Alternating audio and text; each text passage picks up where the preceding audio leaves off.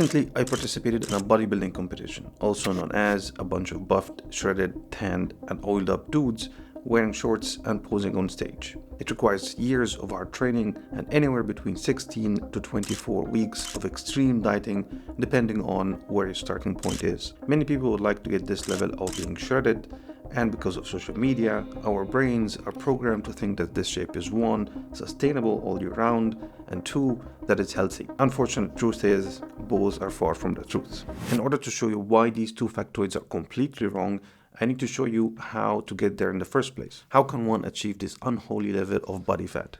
Actually, there are no secrets here. Social media influencers like to make you believe that there are secrets to dropping to these levels of body fat. But in truth, there isn't. In reality, it's just a factor of two things. One, time. You need to do this for a long time. It depends on your body fat levels. If your body fat is 20%, going down to a competition level, which is around 4%, means that you need to lose 16% body fat. So if you're losing 1% a week, that would mean 16 weeks. And let's add 2 to 4 weeks for water weight and any potential plateaus. So that's 20 weeks of dieting. And that's the truth of the matter, guys and girls. It takes time. It takes a lot of time. Factor number 2, which is the more important factor, is how much are you willing to suffer? First, let me tell you a story of body fat set point. Every single human on this planet has a body fat set point, where your body is comfortable and your hormones are happy and in harmony. And yes, this body fat set point can change within reason, and I will get to that a bit later. So go above this set point and your body will start nagging you. Go lower, it will start nagging you as well. So there is a sweet point where your body wants to be. Perfectly balanced, as all things should be.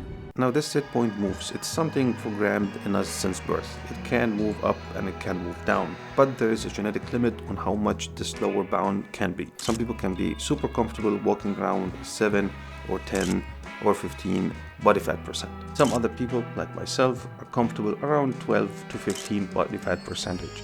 No matter what I do, it never seems to go down more than this. And this has changed for me. In the beginning of my fitness journey, my body was comfortable around 25% body fat. And the first time I went down to 15% body fat, it was hard and it was hungry. Now it's kind of my comfort zone for my body. But it never adapted to anything less than this. If I go to 12% body fat, my body starts getting hungry and I get fatigued and it's not fun. So it seems like my genetic limit is anywhere between 13 to 15 body fat percentage. So what happens if you go lower than this set point? Your body will start suffering, and I mean literal suffering. And this comes in 4 stages. Stage 1, easy mode suffering. You get a little bit hungry, a little bit fatigued, you're not so full after your meals, but you can still function as a normal human being.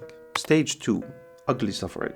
Here it escalates quickly, getting more food focused, thinking about your next meal while eating your meal, feeling like you need to drag yourself out of the bed and actually do things in your day instead of sleeping all day. Stage 3 is holy shit kind of suffering.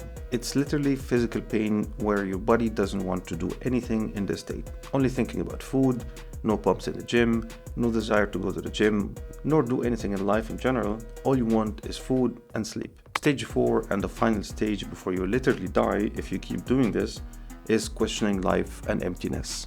This final stage is where you have to be in the final few weeks before the competition. It doesn't sound like a lot of time, but everything in this time is super slow. Because all you can think of is food. Your body is super tired, you're super fatigued, your cognitive functions are super low, you can't think of anything but food. And doing anything that doesn't involve eating food is a waste of time and energy. And that includes sleep. At this point, it's a mental game. You aren't really fighting your tired and fatigued body. You get used to it by this point. You're fighting hundreds of thousands of years of evolution. Your brain. Core essence of any living organism is food. And if the food is very scarce, all your subconscious systems are controlling you to pursue one goal. And that goal isn't bodybuilding nor sleep. It's finding the most calorie-dense food available and just drowning in it. Psychologically, it's not the best place to be in. All you can think of is just food, and it's a breeding ground for eating disorders. You literally lose interest in anything and everything. All you can think of is just food and where to find it. After this experience, I have a newfound respect for what bodybuilders do. This insane level of discipline and love for suffering is only to be admired.